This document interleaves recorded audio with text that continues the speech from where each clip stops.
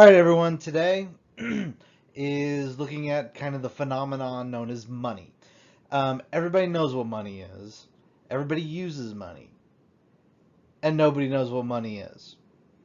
It's a kind of a weird paradox because money is more than just a slip of paper within your pocket.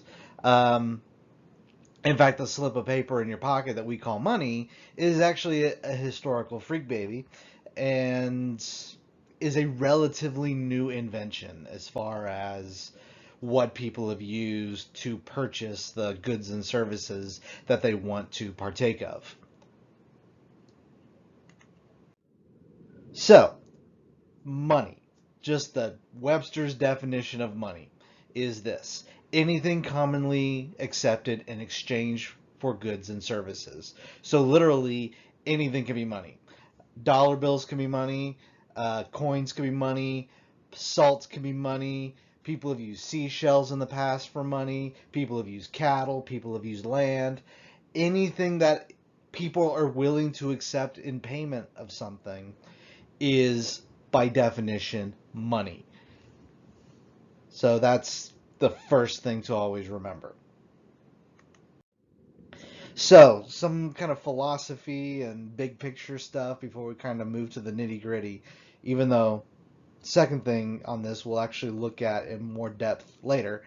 But money is not just something that you spend. Because again, when you are buying something, you're not necessarily spending your money on uh, that thing you want. So here's kind of the idea is when it comes to trade before there's money involved involves what is called a coincidence of wants. A coincidence of wants is literally this. There's some, like, say I make shirts and you make food. Um, Basic. Um, I trade you a shirt, you give me a sandwich. Now, eventually, what happens though is eventually you're going to get sick and tired of shirts. You're going to have more shirts than you know what to do with. And in the end, our trading system breaks down. And this is kind of where that coincidence of wants manifests itself. Because when everybody is able to kind of trade directly, it works. That's barter. But when eventually there's something that I have that you don't want, but I want the thing that you want, we're not able to trade. We're not able to do business. So money is a middleman. It is a third good that we can exchange. It literally serves as a middleman. So, for example, me right now, I have a job. I work for A-Leaf ISD. Some of you guys already have jobs, and you get paid for it. Now, here's the thing: how can I provide the good and service? Actually, I more provide the service of teaching high school economics. I want to buy a house. How do I trade me teaching high school economics to purchase a house? I don't. I can't. So what I do is ultimately what this is what happens. I go to A-Leaf ISD. I trade with them. I trade my time, my expertise, my talent, my ability to make videos and stuff like that to A-Leaf ISD. A-Leaf ISD gives me money because A-Leaf ISD cannot give me a house for my time. So they give me the money, and I am able to take that money and purchase a house once the plague is over. It's funny, it was true. But so this is big picture kind of stuff. And this is really what money does. Money just is really just a middleman. Money is a middleman for us to get the things that we want and that kind of stuff. Even this Sprite. A-Leaf ISD did not pay me in Sprite, but they gave me the money. So now, as far as kind of who makes the money, we'll go into the nitty gritty of it a little later. But pretty much the dollar, the the money in your pocket, is managed by the Federal Reserve System, or the Fed. Um, this is a privately owned, publicly controlled central bank of the United States. There's a lot of gray and nuance to it, and things we'll get into later. That's why I have a whole day where we'll talk about the Fed. But the Fed issues paper currency known as Federal Reserve notes. This is why I do this. Pause this, go get a dollar. And one of the things that you will see on that dollar is it says Federal Reserve note along the top. And that's really what it is. A dollar bill is a banknote issued by a bank. And that's, if you watched the Crash Course videos yet that I posted a couple days ago, that. So, some of the basic characteristics of money. What do you need to make money work? One, portability. Easily transferred from one person to another. To make the exchange of money and products easier. Really, to fix that, to make the exchange of product for product easier. Because, again, like with my example at the beginning, A-Leaf ISD is not going to give me a house. Your job is not going to give you a sandwich. This is that portability aspect where I trade my time, you trade your time, your skill, your expertise in exchange of pretty much, you know, getting a little bit meta right here. Money is really just an IOU. And I'll get into the more meta side of that a little, again, when we talk about the Fed money. But money is really the potential of you to get the things that you want. Yeah, we'll actually go into wealth creation and stuff like that a little bit later as well. Because to be rich does not necessarily mean you have a stack of money. To be rich really means you have a lot of stuff. So that's the portability factor. Second is durable. Does not deteriorate when it is handled. Dollars will last a very long time. I could trade, we could trade in fruit or fish or slabs of meat, and it's not very durable because eventually fish is going to go bad. Meat will spoil. Fruit will rot. Those types of things. So you need something that will not deteriorate, that is going to be long lasting, that you can actually be like, hey, in essence, you can invest in this and it is going to be around for a while. Third thing is divisibility. Pretty much the idea, you can make change with it. You can take a $5 bill, buy a $4 candy, or buy a $1 candy bar, get $4 back. So you can divide it up into smaller quantities. That's why we still keep pennies. That's what pennies are for. And then lastly, it needs to be available. But only in a limited supply. So you need something that's available that people can use, but it's not an infinite amount. It needs to have a little bit of intrinsic scarcity to it and all that good stuff.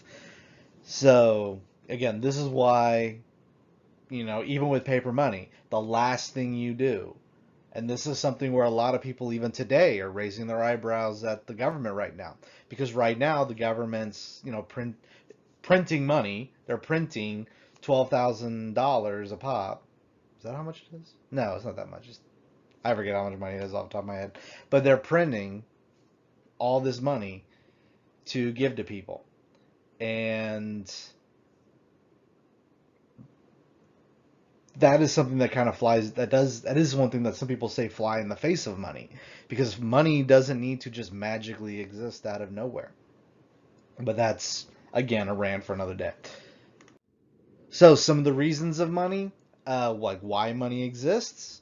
One, it is a medium of exchange. People are willing to accept this in exchange for goods and services. Like for example, again, the home builder that I want to buy a house from, they're not going to accept me teaching their company the joys and wonders of economics. That's not how they roll. And psychology and sociology and all the other good stuff. They don't care. They're not going to accept me teaching. But if it serves as a medium of exchange, what happens is really this. And this is what you do when you have a job. You trade your time, your skill, your labor to an entity. In my case, it's A-Leaf ISD. I trade that to them, and in exchange, they give me the money. I turn around, I use that money to buy a house or a car or whatever. So again, that's that. It's a middleman of exchange. Second, it's a standard value or a measure of value. It allows people to compare and contrast goods and services using the prices. So you can look at the price and go, ugh, that's worth it. That's not worth it. No. Ooh, yes, give me. I'll take 8. So again, that's how so again, it serves as a way for us to look at something and go, yes, no, too expensive, that's freaking cheap. So there's that. Then also, thirdly, store of value, which allows people to save for future consumption. So again, like, a savings account. You could take your money, put it into a savings account, and use that for something later. 5 years, 10 years, 20 years, when you retire, all that other good stuff. And as far as the kinds of money go, first you have what are called, this is the most basic, is you have what is considered commodity money. These are items that have value in and of themselves. Gold, tobacco, salt, seashells, giant limestone donuts mined off the coast of Yap, cattle, land, anything that people are willing to accept. In essence, trade. You can make an argument that this is trade. If I can give you no joke, I can get you a bottle of whiskey and pay you for that. That's money. So again, these are items that are valuable in and of themselves. And yes, that actually happened. People literally drank their paycheck. Thirsty. Next is you have what's called representative money. This is money, paper money, that has no value in themselves, but can be exchanged for something of value. These are literal IOUs. So, like for example, in ancient China, um, what they would do, and this is kind of where the idea of paper money gets started, is that people would take their gold coins, and then they would put it in the bank for safekeeping. And what happened was they would get an IOU from the bank, a little receipt that says this is how much money you have in the bank. And people would start, it's easy. If you were to hold 100 gold coins, that's a couple pounds. That's a lot. You need big pockets for that. So people would just carry around the IOUs, and then eventually they got to the point where, well, let's just trade these IOUs. And this is the idea of representative money, because no matter what, you could always take your receipts and give them to the bank and gets your gold back or your salt back or your cattle or whatever. And again, these can be gold certificates, silver certificates, checks, anything like that. Things that are stand-ins for something else. And then lastly, you have the idea of what is called fiat money. Fiat is actually Italian for it is so, rough translation. And this is money that has value simply because the government has decreed it to be an acceptable means to pay debts. So, for example, our Federal Reserve notes. Today, you cannot take your dollar to the bank and get $1 worth of gold. Can't do that anymore. We haven't been able to do that since early 1900s. Forget the exact date off the top of my head. But but this is, again, money that literally has value just because we say it has value. Um, so again, push comes to shove, one day we look at the dollar and go, "Yep, dollar doesn't exist. Dollar sucks. We'll have to move on to something else because nobody would accept the dollar." There's a lot of things that kind of go into this, but again, the idea of fiat money is literally money that has value because we as a culture and as a society say it has money. So with that is kind of our first step into money and banking and all that other good stuff. And yeah, I'll just leave you right there. There's some other items that are kind of left in the Schoology file as well. And I will see you next time. Peace out.